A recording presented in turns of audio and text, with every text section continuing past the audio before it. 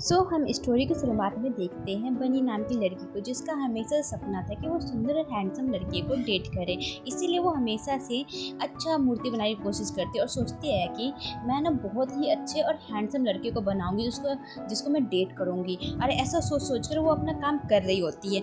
तभी वहाँ पे एक लड़का आता है और उसे देख के तो हम हैरान हो जाते हैं, क्योंकि वो तो बहुत ही ज़्यादा मतलब कि डम रहता है और वो अच्छा दिखने में भी नहीं था। लेकिन हमारी बनी तो उसे देख के मुस्कुराने लग जाती है और उसके दोस्त भी हैरान रहते हैं कि तू इस लड़के को डेट कर रही है, ऐसा क्या देख लिया तूने इसमें।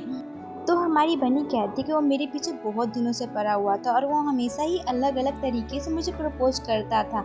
तो मुझे वो सब देख के ना बहुत ही ज़्यादा अच्छा लगा और मुझे स्पेशल फील होता था, क्योंकि वो हमेशा ही बहुत ही रोमांटिक और अच्छे तरीके से प्रपोज करता था। इसलिए मैं मान गई और उसे डेट करने लग गई।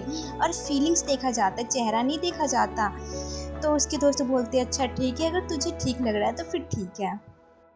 नेक्स्ट डे जब बनी अपने बीएफ को कॉल कर रही होती है तो वो पिक नहीं करता है और वो अपने दोस्तों से बात कर रहा होता है कि मैं उस लड़की को ऐसे ही डेट कर रहा हूँ। और तभी वो ब्रॉडकास्ट रूम में रहता है। इसकी वजह से ब्रॉडकास्ट लाइव चल रहा होता है और सबके सब ये सब बातें सुन रहे होते हैं। और वो अपने दोस्तों से बोलता है कि मैं तो बस उसको ऐवे ही डेट कर रहा हूँ और आज मैं उसे नशा देकर उसके साथ सोने वाला हूँ। ये सब पूरी बातें पूरे कॉलेज में फैल जाती है और ये सब बातें हमारी बनी भी सुन रही होती है।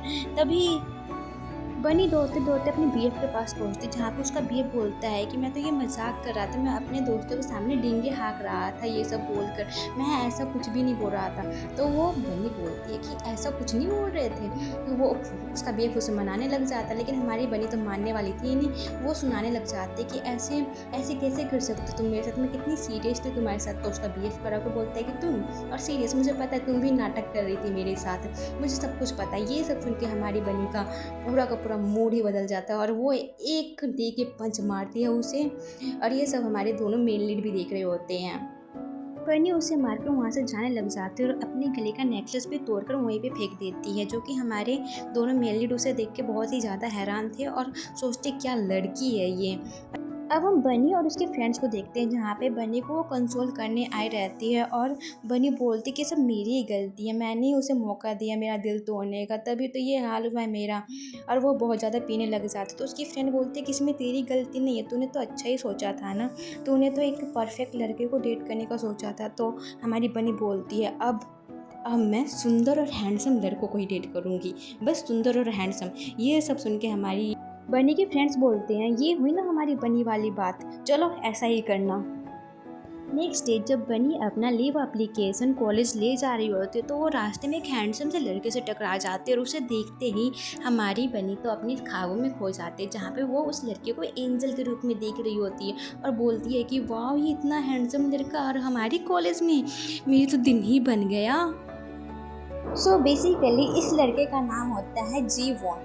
तो जीवन उससे पूछता है कि तुम मुझे लाइब्रेरी का रास्ता बता सकते हो। तो वो बोलते कि मैं खुद ही ले चलती हूँ। फिर हमारी बनी तो उसे पूरा लाइब्रेरी तक छोड़कर आती है और बोलती है कि तुम्हें कुछ भी जरूरत तो मुझे बता देना। देन वो वहाँ से जाने लग जाती है। तभी वो सामने से एक और हैंडसम लड़के को आते हुए देखती है और वो उसे देखते ही रह जाती है और फिर वो अपने आप को उसके साथ इमेजिन करने लग जाती है। बोलती है कि मैं और उसकी गर्लफ्रेंड, देखो कितना अच्छा लग रहा है। और वो लड़का वहाँ से पास हो जाता है और इस लड़के का नाम होता है जययोल। और नेक्स्ट में हम देखते हैं जब जययोल अपने दोस्तों के साथ आ रहा होता है तो हमारी बनी उसे देख रही होती है और बोलते हैं कि ये लड़का यहाँ से आ रहा है, कितना अच्छा दिख रहा है ना।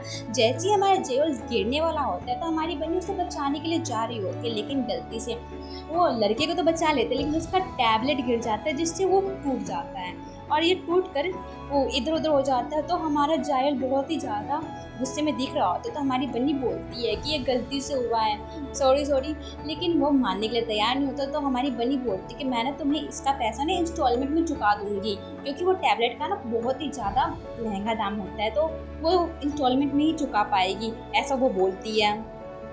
दिन बनी वहाँ से जाने लग जाती तो जायल उसे रोक के बोलता है तुम अपना नंबर तो दे जाओ, मैं तुम्हें कैसे कांटेक्ट करूँगा।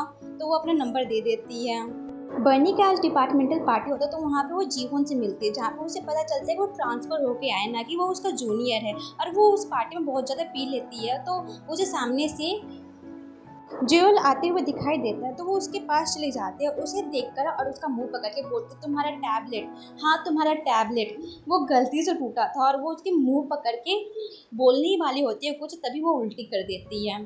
नेक्स्ट डे जब बनी उठती है तो वो सोचती है कि मैंने रात में क्या कर दिया। अब वो कॉलेज पहुंचते जहाँ पे वो जायोल को देखती है और जायोल अब उसे देख के उसके पीछे भागने लग जाता है और उसे पकड़ने ही वाला होता है। तभी वो जाके जीवन के पीछे छुप जाती है और वहाँ पे एक ड्रोन आता है तो जीवन तो वहाँ से हट जाता है। तो बनी जायोल के साथ नीचे गिर जाती है और जो ड्रोन रहता है उसमें से बहुत ही अच्छा ग्लिटर्स निकल रहे होते हैं। फिर से वो जीवन जायोल को धक्का देती है और वहाँ से जीवन को लेकर निकल जाती है और जीवन के साथ वो बहुत ही अच्छा लंच करती है। जीवन बोलता है कि ये तो कितनी अच्छी लड़की है। फिर बनी का बनाया हुआ स्टैचू देखता है जीवन तो बोलता है कितना सुंदर है ना, वो भी वैसा ही पोज देके खड़ा हो जाता है।